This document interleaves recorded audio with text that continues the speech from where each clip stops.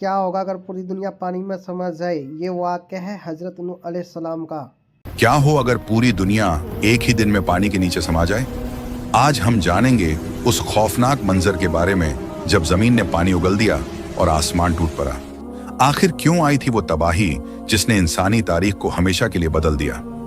یہ واقعہ ہے حضرت نوح علیہ السلام کا، جنہوں نے 1 یا 2 سال نہیں بلکہ 950 سال اپنی قوم کو جگانے میں لگا دیے۔ وہ دن رات انہیں سمجھاتے رہے کہ اس ایک رب کی طرف لوٹ آؤ جس نے تمہیں پیدا کیا، مگر افسوس ان کی قوم کے دلوں پر پتھر پڑ چکے تھے۔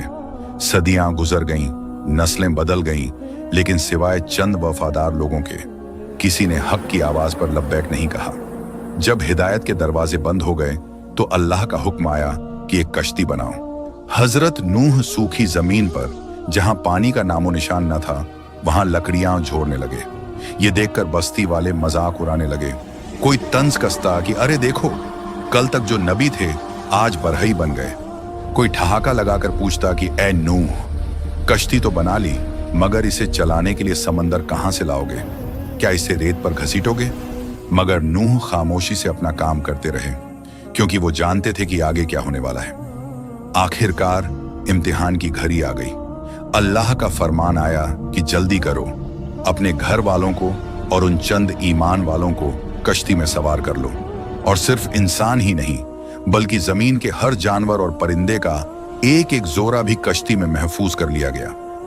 جیسے ہی کشتی کا دروازہ بند ہوا، قدرت نے اپنا قہر برپانا شروع کر دیا۔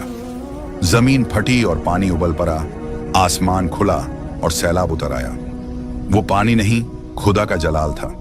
دیکھتے ہی دیکھتے دنیا کی تمام آبادی، وہ مذاق اڑانے والے لوگ اور وہ اونچے محل سب پانی کی قبر میں سما گئے۔ یہاں تک کہ وہ پہاڑ بھی ڈوب گئے جن پر لوگوں کو ناز تھا۔ اس مہا پرلے میں صرف وہی زندہ بچے جو اس کشتی میں سوار تھے۔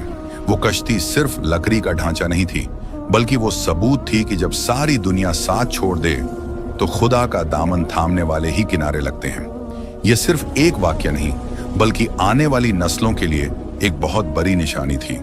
اگر آپ کو یہ واقعہ پسند آیا اور آپ چاہتے ہیں کہ ہم ایسے ہی اور ایتہاسک واقعہ آپ تک لاتے رہیں تو ویڈیو کو اب بھی لائک کریں اور چینل کو سبسکرائب کر کے بیل آئیکن ضرور دبائیں۔ دل کو سکون دینے والا منظر، مدینہ شہر کے پرانے گھر، بدر شہر۔ یہ جو جگہ آپ لوگ دیکھ رہے ہیں یہ مدینہ شریف سے 130 کلومیٹر دور جنگ بدر کے پاس ایک پرانی بستی ہے۔ اس بستی میں آج بھی سینکڑوں سال پرانے پتھروں سے بنے گھر موجود ہیں۔ اس علاقے کو وادی بدر کہتے ہیں۔